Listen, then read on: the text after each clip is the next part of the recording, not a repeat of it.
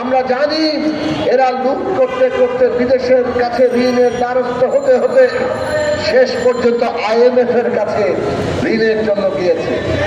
আর IMF ঋণ দিতে গিয়ে নানান শর্তে আমাদেরকে আটকে ফেলেছে।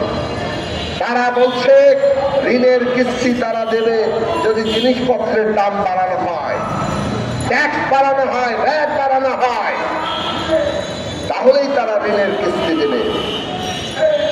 আমরা বুঝি তারা ব্যাংকগুলো লুটপাট করে ফাঁকা করে দিয়ে গেছে। আমরা জানি তারা সিন্ডিকেটের নামে কতিপয় ব্যবসায়ীকে একচেটিয়া ব্যবসায়ীতে পরিণত করেছে যাতে তারা সমস্ত কিছু দখল করতে পারে।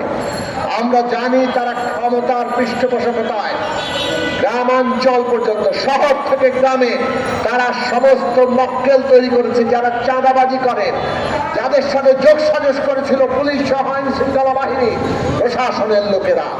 মানুষের পকেট থেকে হাজার হাজার কোটি, লক্ষ কোটি টাকা হাতিয়ে নিয়ে তারা সেগুলো ভাগ বাটোয়ারা করেছে। তাদের সমস্ত নীতি ছিল লুট করো আর লুটের দায়ভার জনগণের ঘাড়ে চাপিয়ে দাও। এইরকম দেশের দায়িত্ব আপনারা নিয়েছেন। আমরা সময় দিতে রাজি। মানুষ রাতারাতি বদলে যাবে সবকিছু, সেটা প্রত্যাশা করে না, কিন্তু মানুষ এটা প্রত্যাশা করে আপনারা এমন নীতি নেবেন যাতে ওই লুটের টাকা যা হারিয়ে গেছে সেগুলো ফেরত আনা যায়।